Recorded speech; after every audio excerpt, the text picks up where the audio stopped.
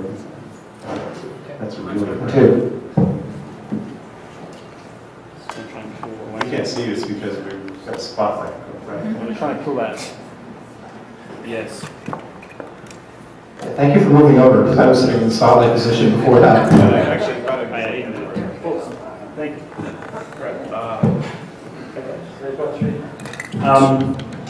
So what Matt was getting to at the end of his presentation there was there are also risks. There are also risks associated with providing access to public data, and I'll give you an example. Some of you, Matt referred to it, but some of you might recall in the wake of the Sandy Hook tragedy that there was a very, very difficult discussion that was going on about the access to public records about people with handgun permits in downstate New York. And some journalists in Westchester and I think in Rockland County and Suffolk County on the Hudson River actually got a hold of public information that is under legislation publicly available, and started to convert that information into visual data that could be interpreted.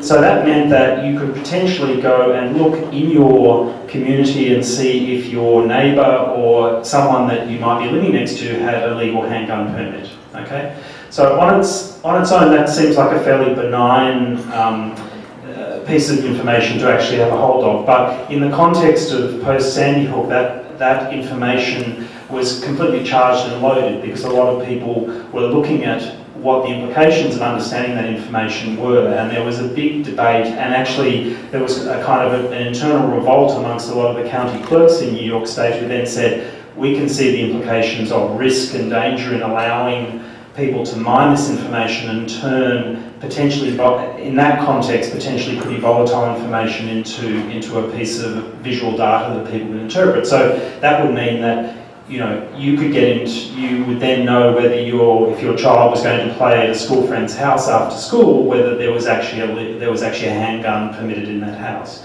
So I'm sure you can see the kind of implications. So I guess Catherine and I were talking about this a little bit off the record or before this event about.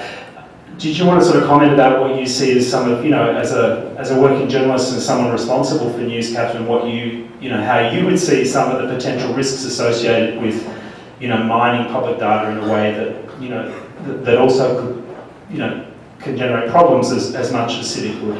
Sure. So, Hello. Okay. I'll try this one. There we go. Well, as you all were alluding before, just because you can get numbers and lots of them doesn't mean those folks who can get those numbers know what to do with them in a responsible way as journalists, and that's why the collaboration is important, I think. I think as a working journalist, we face these decisions every day in small ways and large ways. Of what information should be put out to the public, what's appropriate, what's ethical, that sort of thing. And it can be in the smallest ways or in this very large example that Matthew just brought up. And I think that's why it's really important, even in this new media age, where anyone can have a website that they can call a news and information website. But it's very important to keep training journalists in these ethical issues, in what is responsible journalism. And everyone has their own version of that, and there is a place at the table for a wide spectrum of journalists. I firmly believe that. But as consumers, you have to know, who you believe and trust and who you don't. And I think we're here at Public Radio, we pride ourselves of taking the opportunity to take a little more time at putting our stories together, and before we put things on air, we're not 24-hour news. For that reason, so that we can, make our decisions and our judgments very carefully. But I'll tell you, I used to work for 24-hour news, and sometimes you have to make decisions quickly, and sometimes you make wrong decisions. And, the most important thing is, I think, for journalists is to think through what sort of data and information gets out there, and to, really have your argument in place for why you did it. And the example, that Matthew brought up is a perfect one. There are arguments on both sides to having that information. As a parent, some people might like to know where there are guns. Just like, sex offender registries, that's an important public service. But, knowing where guns are, a lot of people believe that's the Second Amendment, that's your right, and no one needs to know your business. And we saw that clearly through Upstate, that a lot of people protested that, and that's, in my opinion, their right to believe that. But I think that's why, partnering the data with the journalistic evaluation and analysis is really important. Yeah. Dan, I might ask you this question, which is